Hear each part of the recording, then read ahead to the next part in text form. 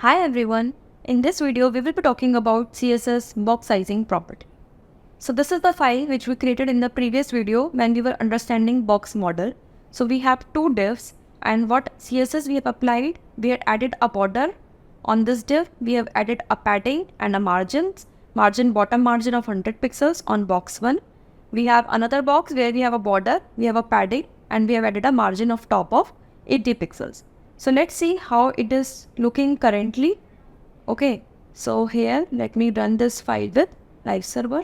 Yes, so currently our both the divs looks like this. So here we have the top div and this is the bottom div. So now suppose, so these are the divs, right? We know. Suppose I have to set some width and height to both of these divs. Okay, so let's say I have to set let me set the width of 300 pixels and let me set the height of, let's say, maybe 200 pixels. Okay, so we have this width and height of this box. Can you see? The width has been reduced and the height has been changed. So it is, and we have set the custom width and height of this box. We have a width of 300 pixels and height of 200 pixels. Let's do the same thing on below box also. So let's add width of 300 pixels and height of 200 pixels here also, right? So both the box looks similar to us, right? Both the box looks similar to us.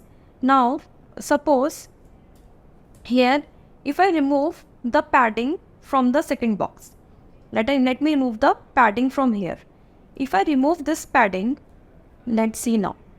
So can you see the width and height of both the boxes are different now? Although I have set the width of 300 pixels in both the boxes and a height of 200 pixels in both the boxes, but here can you see there is a difference in size. Why is it so? Because what happens is in CSS, when the actual height and width is calculated, it takes the height whatever you have given, like custom height, plus it adds the border and it also adds the padding inside it. So height plus border plus padding, it will become the actual height. Next is, suppose we have width. So we can say width plus border plus padding. This becomes the actual width. Okay, so we have got this padding with actual height and we got this actual width by after adding border plus padding. So if you see, like if I inspect this and see, so let me if I hover over it, can you see there's a small white box on the left hand side? It is showing the width as 404 and height as 284 of this box, right? But we have given width as 300. So how this width has been calculated? If you see, we have given the width of 300 pixels, but width of 2 pixels of border. So we have border on left side also and on right side also. So 4 pixel of border and padding, if you see, we have for left and right, we have 50 pixels, right? So it will add up to 100 for both the sides. So how much it become? 404. And what about height? Similarly, let's check about height also. Height, if you see, we have height of 200 pixels. So 200 is the height, border is again 4 and padding is how much? Height is 40. That means at the top and bottom we have 40. So 40 plus 40 it is 80. So how much it will become? 284. So this is the calculated width and height of any div, any box inside HTML page, which adds the border and padding to the height whatever you have given. Now here if you will see, when I hover over it, 404 and 284 makes sense, right? We have 404 and we have 284. So this is making sense, right? Now similarly we have this another box, right? What about this box? In this box we don't have any padding, but we have border. So what will be the height and what will be the width of this box now? If you calculate height will be how much? 200 is what we have given, right? And 4 pixels of border. So it will become 204 pixels. And what about width? Width, if you see, we have 300 pixels. and again for border of 4 pixels on both the sides because we don't have padding here. So it has become 304 pixels. So if you see the second div, it is 304 by 204. It is 304 by 204, right? So what happens is when you set the width and height of any box, it actually takes into padding and border also along with it. And because of this, it becomes there becomes confusion and discrepancy in the heights of various boxes which has same height, right? So for this we have CSS has introduced this box sizing property. Let's check what is this box sizing property. Here I am putting a universal selector. So this we talked about, right, in the selectors video. What is universal selector? Whatever your properties you apply here, we will be applied to entire HTML document, right? Now here inside this universal selector, I will put box sizing as border box. Now what will happen with this? Let's check what has happened. Now can you see both the boxes have become of equal size, right? Both the boxes has equal height now. Can you see height is 300, width and height both are right same. Whatever we have given, it is 300 by 200. Here also it is 300 by 200. So we have both the boxes has same width and height now. How did it happen?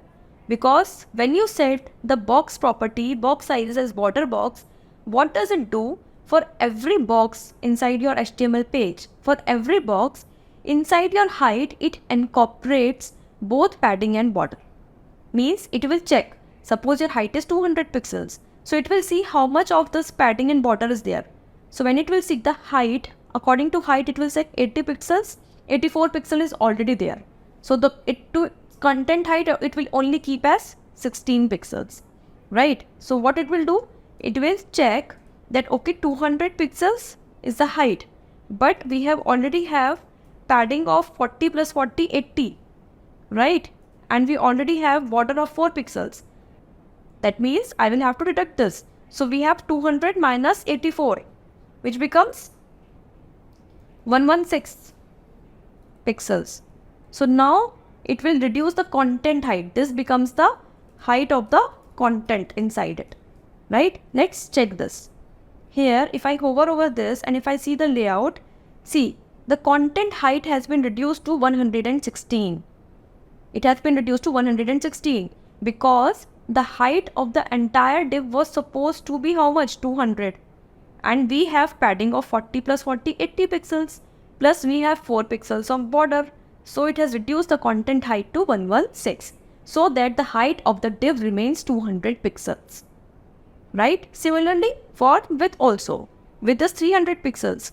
But now we have on the left and right side padding of 100 pixels. So again what it will do? It will reduce, right? It will say 300 pixels minus 100 pixels and minus 4 pixels of border. So how much it becomes? 196 pixels of, we will have to give 192 pixels of width. So when you keep 196 pixels of width, my entire width and height of the div remains same. Okay, so understood. So when we are using box sizing is equals to border box, my height and width remains the same whatever we have given.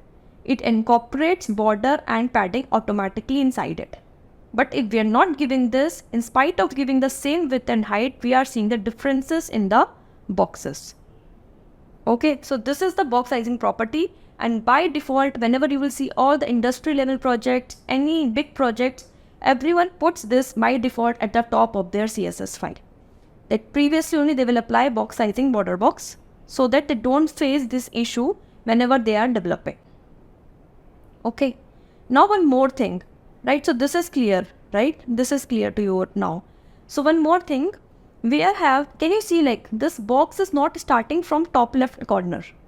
It is not starting from top left corner, instead there is some space. So if you see this body, when you see this body tag, can you see this orange border margin? That means we have this margin of 8 pixels automatically applied to body. And suppose you don't want this, right? And because if you feel that at some point of time, it may create discrepancy for you, it's better always that in the universal selector at the top, you always set margin to 0. When you set margin to 0, see now it is your box is starting from extreme top left, right? So there is no extra margin. And people also, like we can also do padding of 0. When we do this, like no margin, no padding, we are starting from scratch, and here this is our boxes. So this is about box sizing property. We will see about more properties in the coming videos. See you soon.